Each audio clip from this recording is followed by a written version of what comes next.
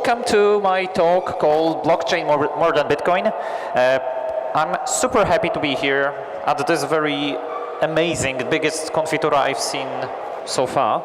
I remember this conference since, well, back from the days when it was still called Javarsovia. Old days, great days. I always have great pleasure in coming here because as one of the organizers of GeekCon, this is like a family reunion, but this time somebody else does all the hard work.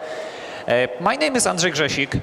I have a Twitter, an email, and a blog. And if you want the slides, please send me an email. I'll be very happy to email them to you. But after, so if you want to take pictures, of course, but it's easier to just send me an email, ask for the slides. I'm one of Poland's 4 Java champions, and of course, as most Polish Java champions, I code in Scala on a daily basis. I also am responsible for, or used to be partly responsible for Software Craftsmanship Kraków, Polish Java user group, Kraków Hadoop user group, which is now Data KRK. But enough about me. I'm originally from Kraków. To those of you who don't know Polish geography, I now live over there in London. Not exactly where the arrow points, but you get the idea, where I work for an agent simulation startup. And I joined it a month ago, so I'll be very happy to have all the conversations about that company, but after.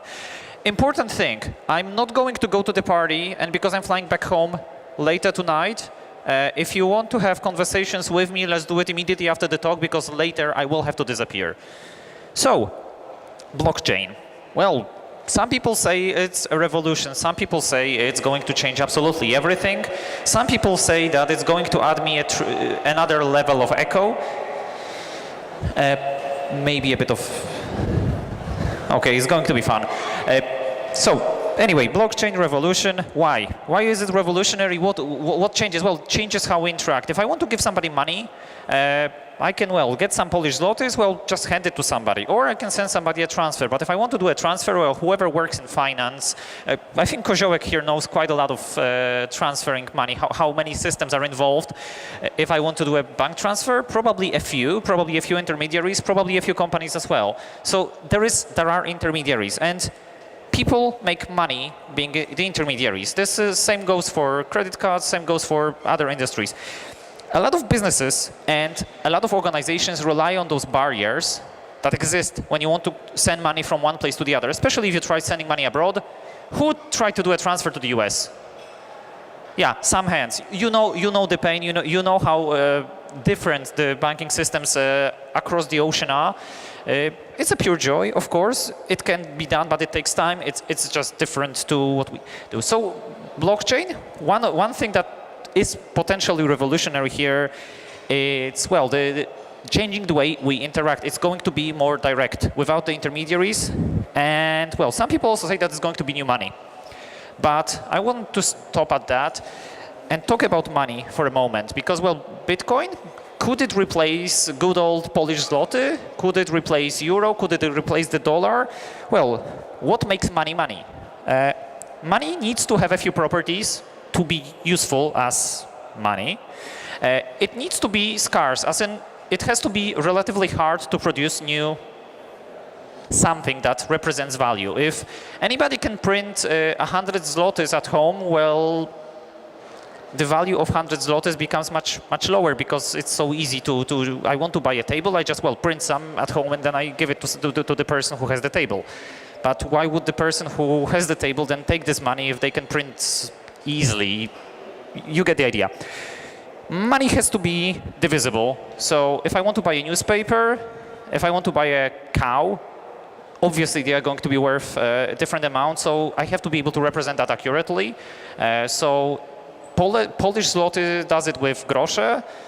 But if you wanted to use something more, well, harder to divide, like using a table as a sort of money. Of course it's possible. You can express everything in tables, but tables are hard to divide, so practicality here goes a long way. Money should be durable. Money should represent value and hold that value. That's one of the things that might be discussable when you look at inflation, when you look at money that sits in the bank. But basically, the idea is if you have some money and you wait a year, you should still have some value in that place. I'm not going to go into the economic debate about whether gold is appreciating or depreciating, or whether you should invest in one currency versus the other. That's a separate story. But generally, if you have $100, it still should be worth something unless special conditions arise. Money should also be transferable. I should be able, well, to give it to somebody without too much of a hassle. And last thing, money should be fungible. Unless you're a banknote collector, a coin collector, 100 zlotys looks exactly the same to me as 2 times 50, as 5 times 20, and so on and so on. You get the idea. Of course, some people might say that this note is special because it has all the zeros in the number, and there are only 2 notes with that number in circulation, because one is a brilliant counterfeit and nobody can tell them apart. And that might mean something to somebody who is very much into collecting money. But to normal, regular people, if you go to a store, nobody cares how you give the change or how you get the change. Of course, if you do it with 1 grosz coins, it's a bit difficult, especially if you are trying to buy something expensive, because it's just going to be physically inconvenient to do so. But it is legally allowed, probably within sanitary limits, to give somebody the money in any form doable. So, can you transfer that to Bitcoin? Well, most of the properties seem to be there. So let's have a look at top digital currencies. This screenshot was taken from CoinMarketCap over a month ago. If you're following cryptocurrencies, you'll see that there has been a huge drop in value, as in the amount of money, or usual euros, dollars, that people are willing to pay for a Bitcoin has decreased. But what I wanted to show you with that picture is, first of all, the first one, the king, is Bitcoin. That's what everybody probably knows. Second one is Ethereum, and there is a bunch of others. The second important thing here is there is a lot of volatility. So they fluctuate, and they do it more than currencies do on a daily basis. So it's not unheard of Bitcoin dropping a few $1,000s in the price for overnight. It might happen. It has happened, and it will happen probably again. And it goes both ways. So using Bitcoin and investing in Bitcoin is a bit, well, there is risk there, for sure. So if you want to look at Bitcoin and Ethereum, 2 leading, in terms of popularity, cryptocurrencies, again, screenshot from mid-May, from a website called Coinbase, because they do nice graphs. You can see what's happening to that valuation. It's bumping up and down all the time, and this is going to happen all the time. One important question: who here considers themselves knowledgeable about cryptocurrencies, Bitcoin, blockchain, and similar things? 1 person? Yeah, 2 people kind of raising their hands. Everybody else is too sleepy after the lunch. I hope the lunch was good. So trading, I said volatility. So you computer programmers or computer-related people, that's something that where you can make some money by writing some software that automates the trends. That's risky because volatility, but again, there is a potential for high reward. I will not offer you recommendations that you should invest in this cryptocurrency, or I believe something else is going to happen, because that's not the time and place, and I'm not the right person for that. I'm just saying that I see opportunity, but this is not the core thing that I wanted to convey. But let's talk about Bitcoin a bit more. The obvious question is, what can you do with Bitcoin? And the first thing, especially to anybody who hasn't been living under a rock for the past years, is, well, Bitcoin. First term that comes to mind is mining. That's obvious. Who here mined some cryptocurrencies for any moment in time? Yeah, some hands. I did it as well. I did some Bitcoin years ago when I had no idea that I should have actually kept the wallet, so oh well. What is mining? Mining is a way for Bitcoin network to operate. The Bitcoin network compensates miners, so people who donate their processing power, by releasing certain amount of Bitcoin every time they compute a block. A block is a set of transactions. It needs to hold to certain specific properties. I'm not going to list them here because, well, you can read it after the talk. But the thing is, Bitcoin generates, the Bitcoin network gets transactions. When they get agreed upon, the person who makes that possible will get 12.5 Bitcoins. At prices of around $10,000, that means that, well, the person who completes a block get $125,000 worth of Bitcoin. $125,000 is a lot of money. That's not rocket science, but that means that it attracts people who are very, very serious about mining.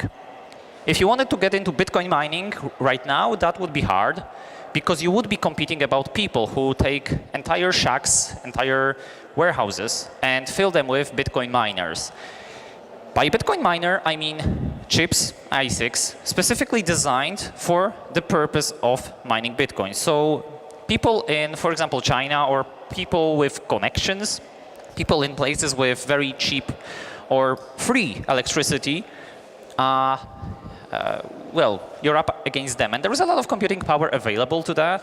And people, at least some of those miners are organized in pools, which means they share the computing resources, and then they also get shared rewards. Which means if you want to do Bitcoin mining right now, it's a nice hobby. If you need to have an alternative way of heating your house, but it might not be an economically viable thing to do. But that's only about Bitcoins, because there are other alternative cryptocurrencies which you could have some interest in, which have some other properties, and we'll talk about them in a second when we go towards Ethereum. But staying with Bitcoin, what else can you do with Bitcoin? Well, you can mine, you can speculate, and well, you can of course use it as money. You can transfer, you can receive, well, try to pay for things. So why is Bitcoin interesting to us as software people? Who here is a developer? Raise your hands. Most of you. Okay, the rest is half asleep. So the most important concept that Bitcoin has popularized, in my opinion, is the distributed ledger. Distributed ledger is something that you can think, first of all, what is a ledger? A ledger is an append-only data structure.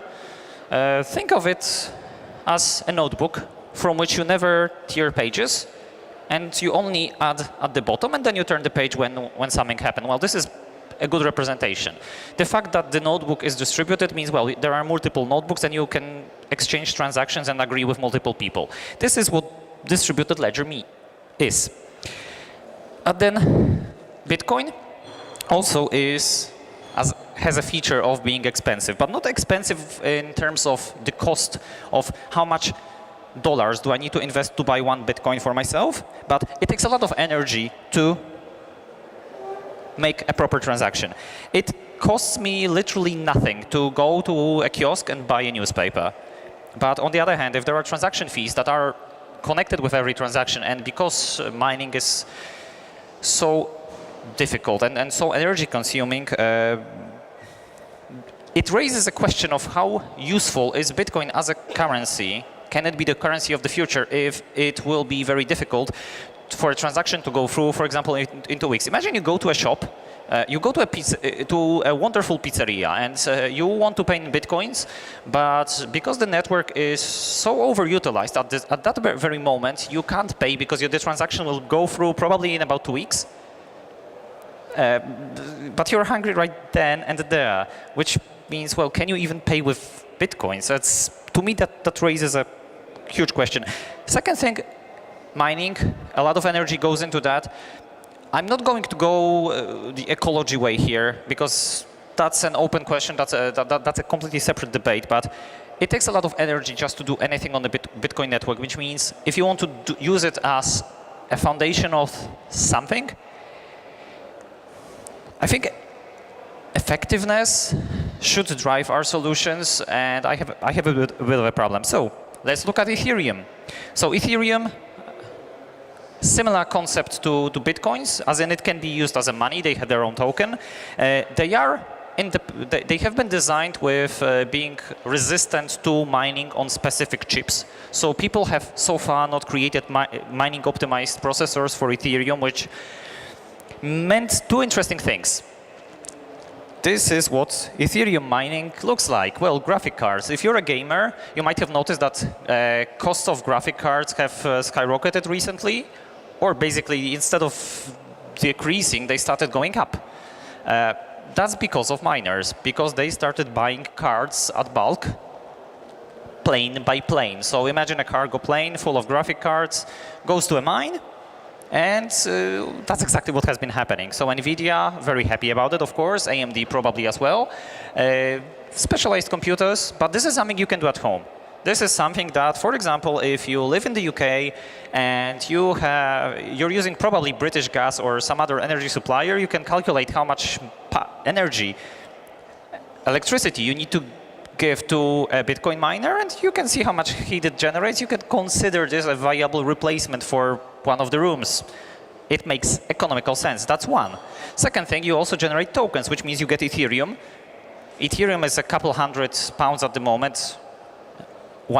For one, if you wanted to sell it. So not only does it pay for itself, it also hits your house for cheap. But Ethereum, as a cryptocurrency, apart from that, that's like Bitcoin, but it has a super interesting, super important concept connected to it. And this concept is called Ethereum VM. Ethereum VM and Ethereum is a coin, a ledger technology, and this ledger technology allows something that Bitcoin doesn't, which are smart contracts. So you can write code that will execute on the Ethereum blockchain automatically, which is awesome. You've heard of smart contracts. If you haven't, smart contracts are programs that run on a blockchain, end of definition. So blockchain, a distributed ledger. Let's get our basics in. So event sourcing, I would expect most of you to be familiar with the concept, but who here doesn't know what event sourcing means, or who here doesn't remember what it exactly means? One person? Okay, some people don't. Then I feel I need to do a very brief introduction to the experts in the subject. I'm sorry for oversimplifying, but it will make, you'll see some reason in it, hopefully.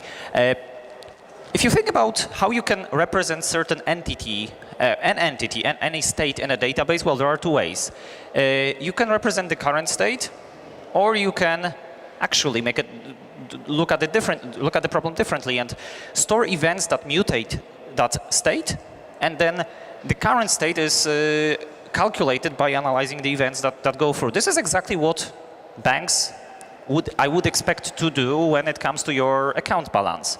So nobody in their sane mind would probably store your account as a, well, it has 500 zlotys in it as a field, and that's it. No, I wouldn't expect that. Also, this approach has a few problems because, well, then transactions, two-phase commit, three-phase commit go into place.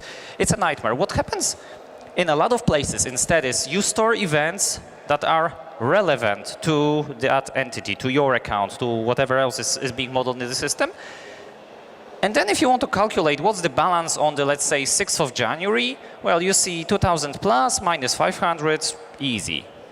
And so time passes. Well, if you want to analyze it on the 15th of January, again, the answer is easy. If you want to analyze it at the last day of January, again, trivial question to answer. What you store are events, you never mutate them, you never modify, you just record the state modifying information as it happens. And then the only thing that you will evolve is, well, of course, new kinds of events might happen, but you will only evolve the mutating code.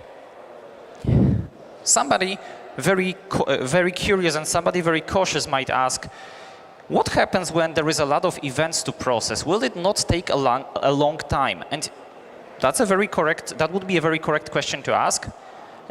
Yes, if you have, let's say, a year of history of a very busy account, it's going to be a big list. That's obvious. How long does it take to process a long list? Well, more time than a short list. So what people do is they use snapshots, which means, let's say, at the end of January, They might make a snapshot of the data, calculate the intermediate state, and then if you want to start adding events on for February, you don't have to recalculate the entire event stream every single time, but you just go from the last snapshot, analyze events that happen after the snapshot. You're happy, computer resources are saved, everybody wins. How does this translate into blockchain? Well, it's very easy. A blockchain is basically that data structure.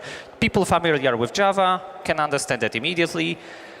People unfamiliar with Java but familiar with square brackets will replace square brackets with angled brackets. People who don't program, that's a different story. So, blockchain, a list of hashes of blocks. So a block is a list of transactions or hashes of transactions, but details are not that important. The concept is important. Block has transactions. A block points at its predecessor. And the blockchain is the list of those blocks. That's it. That's the whole blockchain definition in one picture, in one slide. Blockchain is also a distributed database. Because you only append, which means if I append, then that append should happen in all copies of the blockchain that I want to happen. It's an append-only log. You don't mutate the state before. If I transfer money, it's always a new transaction. If I mine money, it's as a result of me producing complete blocks. That means that there is only one way for the Bitcoin blockchain to grow. And this picture shows size of the Bitcoin blockchain from 2010 to 2017. Well, you can read it. What should you look for here is Q4 2017, 150 gigabytes. I did mention snapshots when I was introducing event sourcing to you. Bitcoin, as of now, does not do snapshots. So if you want to have the complete blockchain, you will have the complete blockchain. So space will be at premium. This leads to interesting conversations about how much disk space you should have.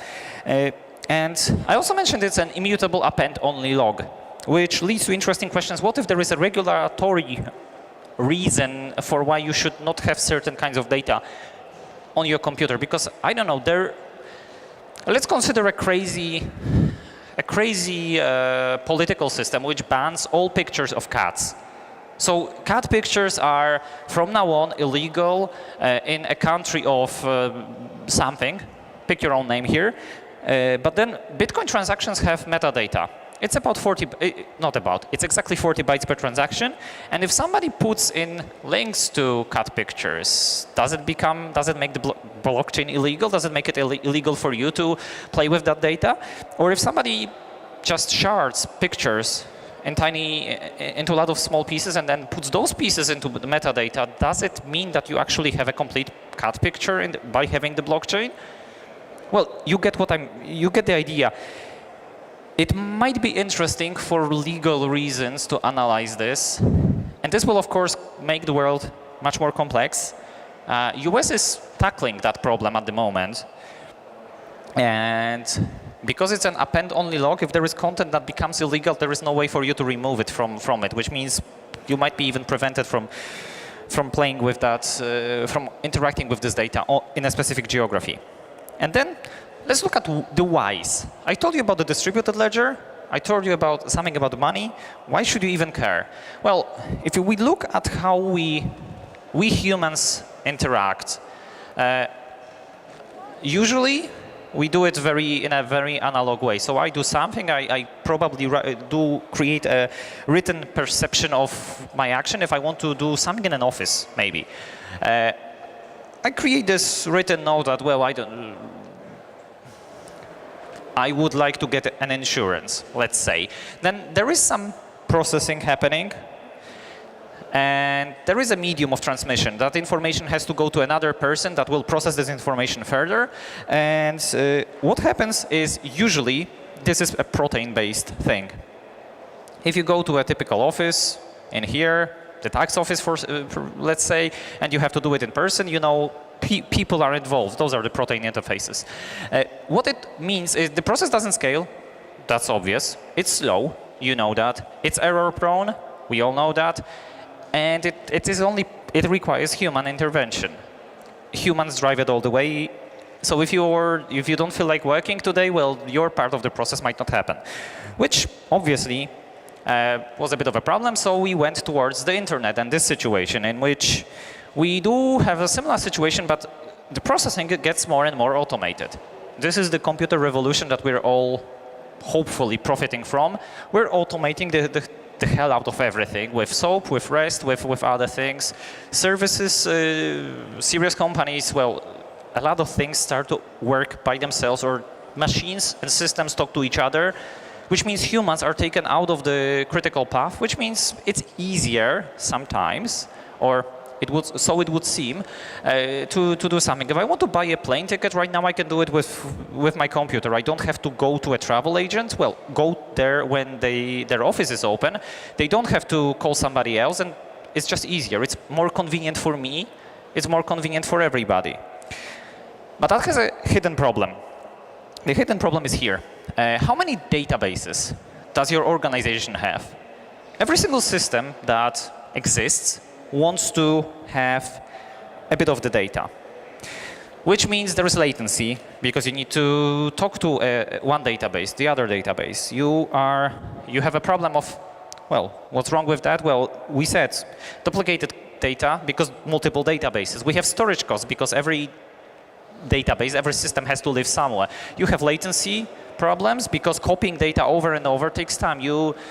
If you try to do some analytics, you know that people love daily batches and people love ETLs because it's almost impossible, or it's the cool thing now to do events, to actually do it online. I don't want to say real time.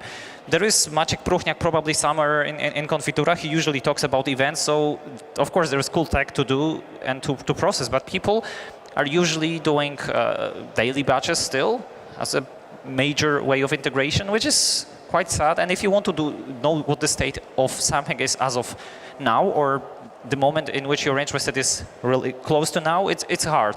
And things are like double booking are possible. Things like selling the same seat on an airplane through two different systems because some of the updates didn't go through. And those things happen. Same goes for hotels. People, of course, have extra spare capacity for that. People also do it a bit, allow a bit of that because they know that some people will never show up for the airplane that they bought a ticket. But it's not really a nice situation when you go to the airport at, let's say, 4 a.m.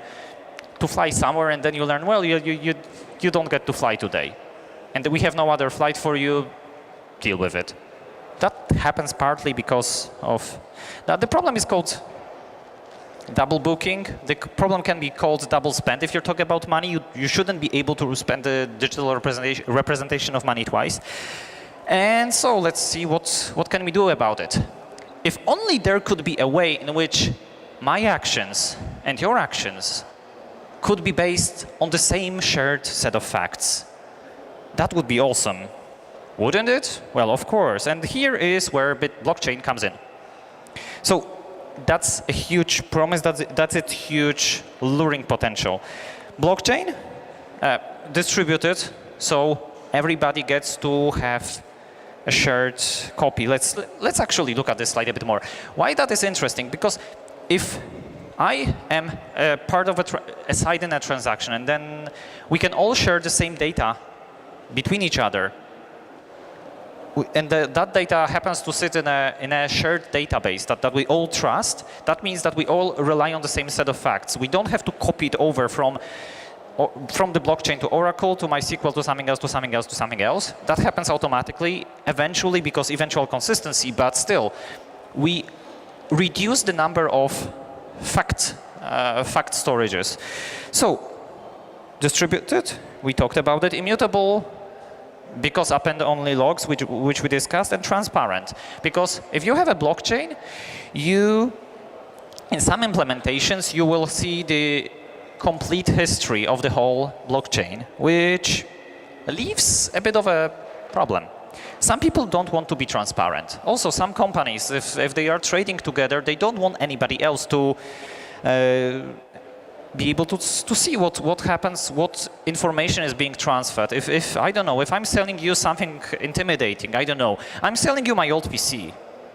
okay, sure, the metadata will say that this is my old PC. I don't want everybody else to know that I really had a very crappy PC. It might be a bit shameful, or it might be something else. If I pretend not to be a pet person, but I go to an animal store very often and I buy a lot of dog food, you can see something might be amiss.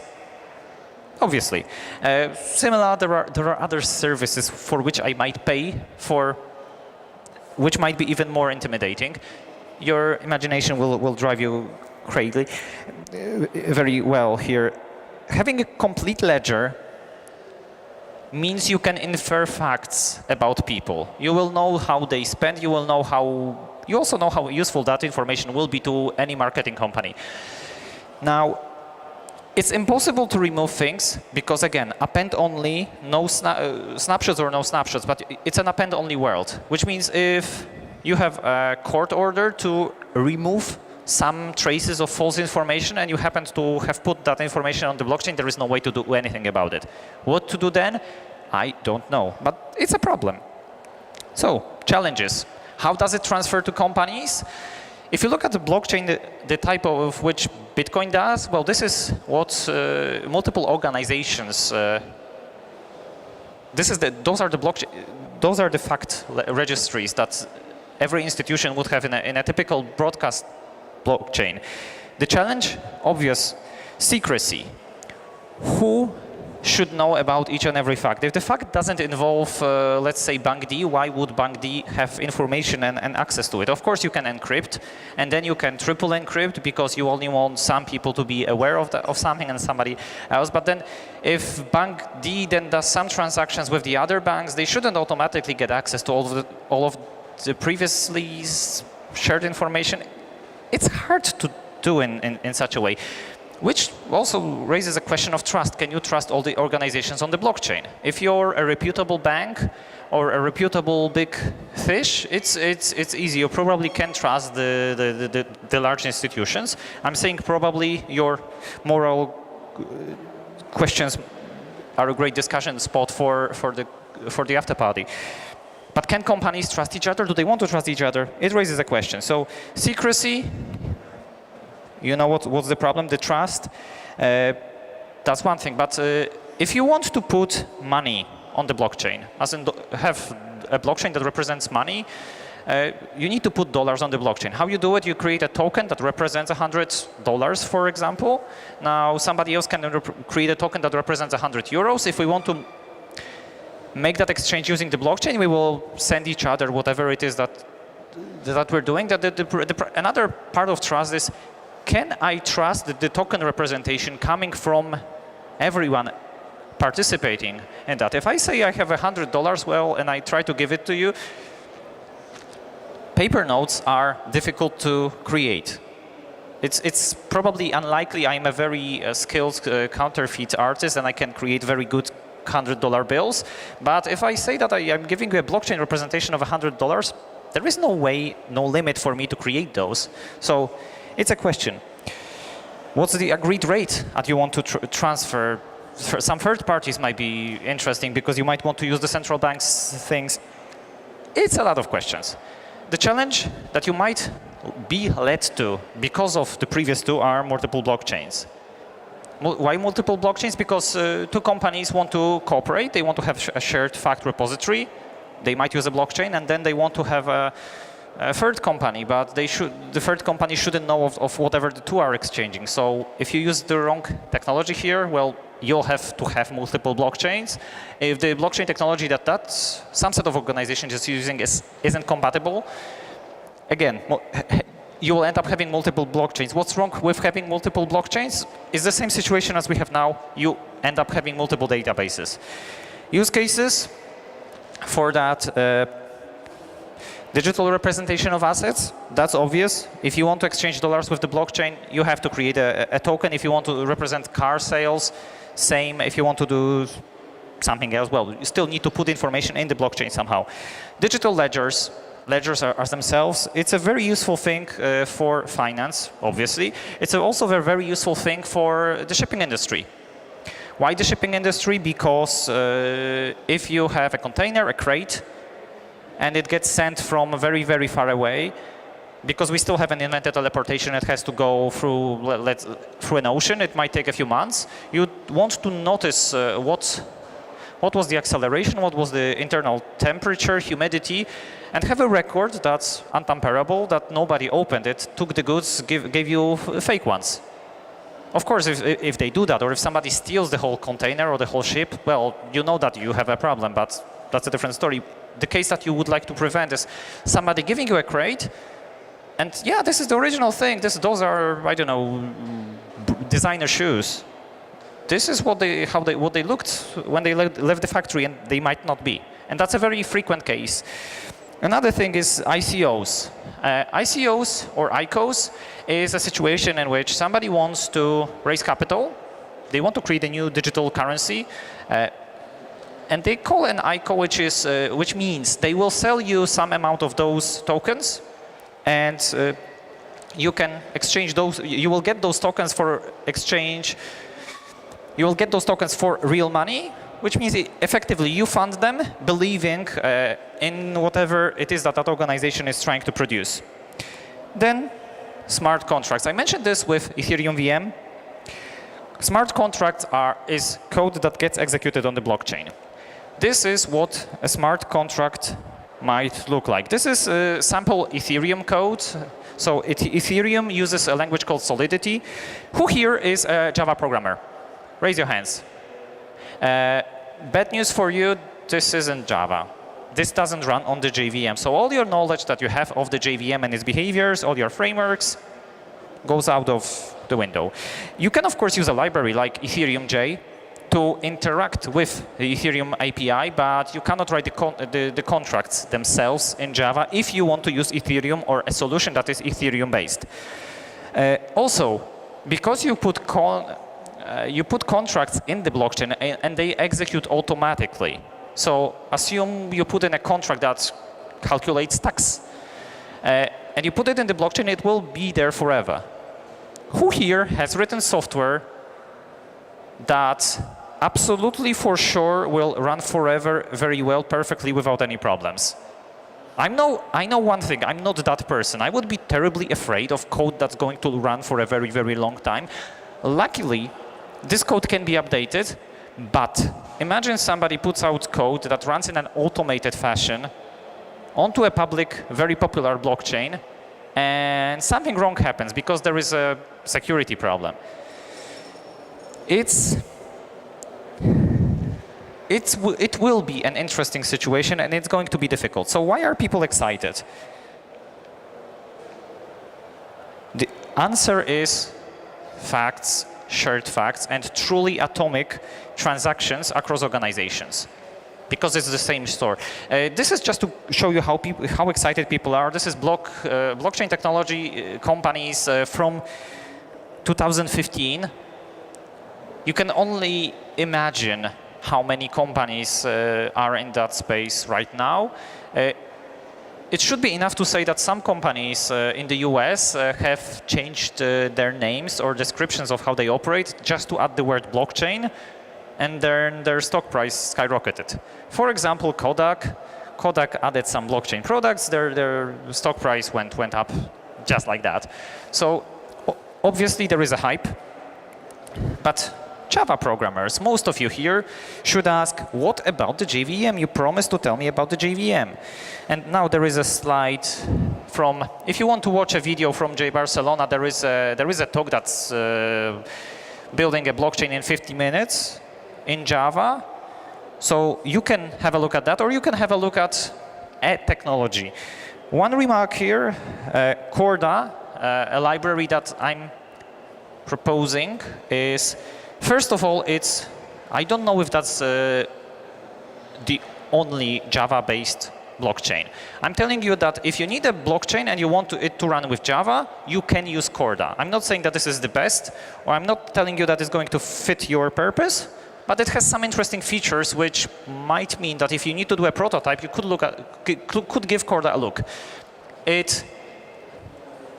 first line might scare some people. It's not a blockchain. So It's not a blockchain in the pure blockchain sense of meaning of the word. It doesn't have a blockchain because it has distributed ledgers.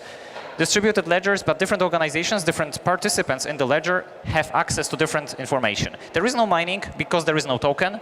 It is JVM based, so the runtime is written in Kotlin and Java, and you write your smart contracts in a JVM-based language.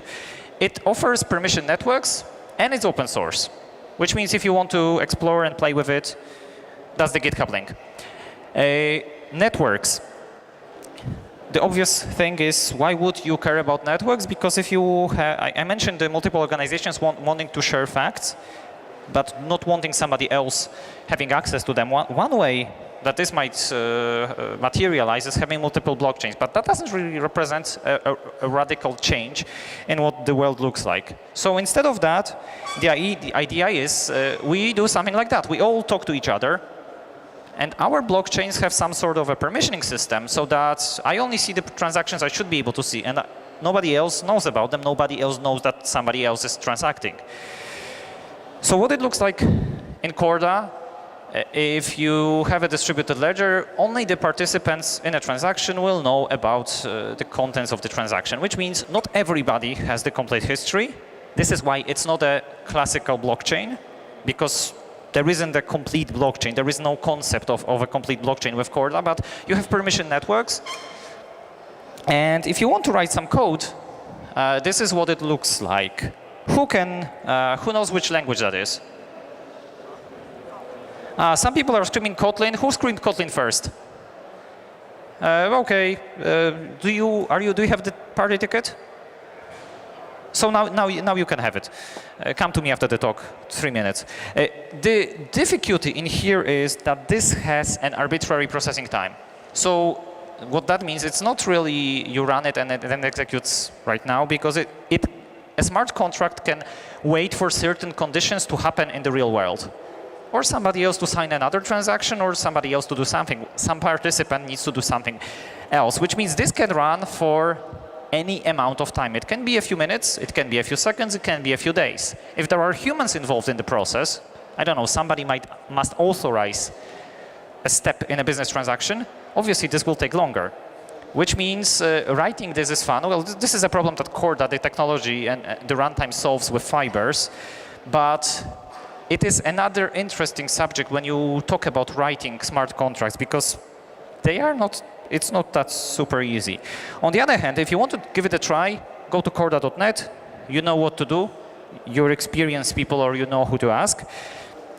And I'm also running out of time, sadly, which means let's go through a summary. We covered the distributed ledger. You know what it is. You know what a blockchain is. Most of you being Java-related people, you know what Java technology you can use right now if you need to do an experiment at work, which means if your boss comes to you and says, the blockchain, oh, I know a tech. We could actually give it a try. We don't have to use Ethereum, unless you want to write in Go and Solidity, of course. The awesome question is, which one is the best? It had to be asked, and the answer is, it depends. It really depends on your needs. There is a lot of hype and there is a lot of movement in the blockchain technology vendor market, in the technologies themselves. So if you want to make an educated decision about which one to choose, look at the capabilities that you require, look at the solutions, and be very critical of what you read. Marketing people, because of the money involved, because of the hype, do scary things. So be careful, do your due diligence as you would normally do. Don't let somebody just pick a technology because of no expertise. Do your proof of concepts, try things out. Some summary, even sourcing the article, obvious. Distributed data store, something you know. And yeah, it's super dynamic, super rapidly changing. I'm sadly out of time, but I think we can try to squeeze in some questions or not. Yeah, if you have some questions, we still have some minutes. So raise your hands, and there is a microphone, or I can try to hear you screaming and repeat the question. Otherwise, just grab me. Okay, that's a no. Thank you very much.